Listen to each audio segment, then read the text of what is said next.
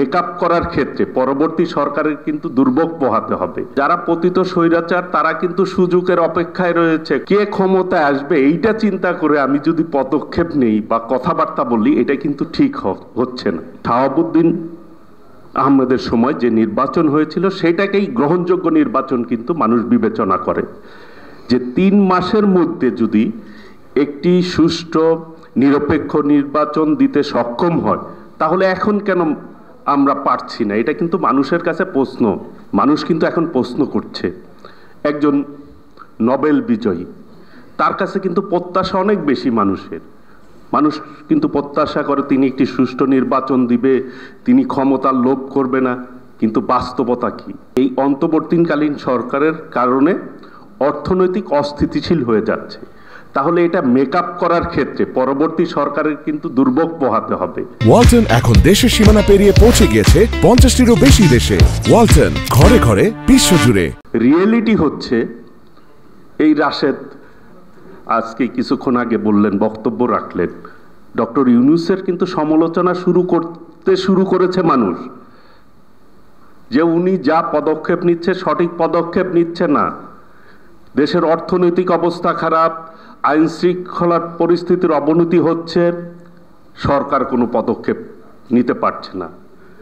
কিছুদিন আগে milestone school and কলেজে একটি দুর্ঘটনা হয়েছে। সেই দুর্ঘটনায় সর্বোচ্চ ব্যর্থতার পরিচয় দিয়েছে এই অন্তর্বর্তীকালীন সরকার। 2 দিন পরে 2 জন উপদেষ্টা গিয়েছেন ওইখানে, যাওয়ার পরে মবের মধ্যে পড়েছে। মবটা কে তৈরি করেছে? পতিত স্বৈরাচার সুযোগ নেওয়ার চেষ্টা করেছে।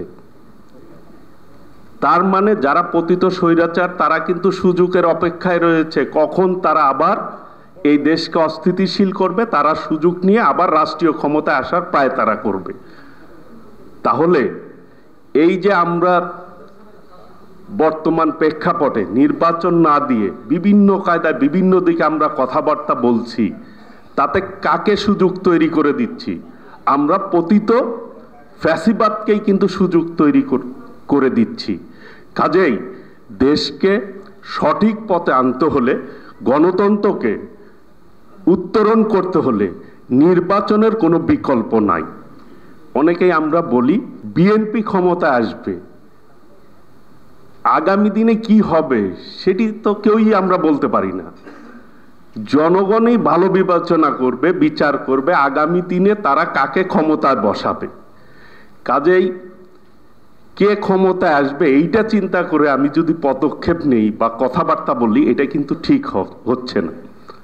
আগামী দিনে আমরা একটি গণতান্ত্রিক বাংলাদেশ প্রত্যাশা করি সকলের কাছেই। বাংলাদেশের মানুষ কিন্তু তাই চায়।